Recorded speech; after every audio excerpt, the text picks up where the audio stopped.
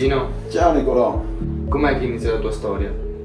La mia storia comincia tanti anni fa, in un bar di paese, in una serata di riflessione tipica di quando si ha 18 anni. Io e un mio amico abbiamo deciso di diventare donatori di sangue e l'indomani mattina ci siamo recati in un centro trasfusionale e abbiamo donato la nostra prima sacca. Cosa provavi e cosa provi ora a donare? Ma nell'immediatezza ho un senso di euforia e di gioia, perché quando dono sento che nel mio piccolo contribuisco a migliorare il mondo. E com'è che sei passato da donatore a ricevente?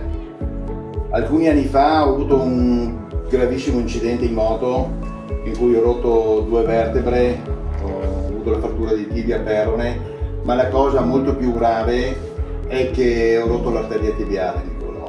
E l'arteria tibiale è un rubinetto di sangue aperto che se non chiudi entro 10 minuti muori per insanguinamento. E il mio conto alla rovescia era già partito. Per fortuna, verso i 5 minuti, è arrivato il mio salvatore che ha bloccato l'emorragia, c'era in corso, mi ha salvato. E cos'è che ti senti di dire sul sangue che hai ricevuto? Ci penso spesso a quei 9 donatori che nei giorni antecedenti al mio incidente mi hanno dedicato del tempo andando a donare il loro sangue all'ospedale di Udine. Loro non sapevano per chi, ma sapevano sicuramente perché. Li ringrazio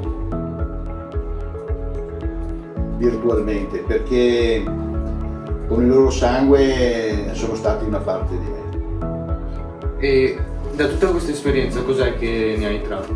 Innanzitutto la voglia di ricominciare a donare subito il mio sangue, e dopo una cosa un po' più profonda, che non si è né immortali né invincibili, quindi bisognerebbe amare la propria vita e cercare di amare un po' di più la vita delle altre persone.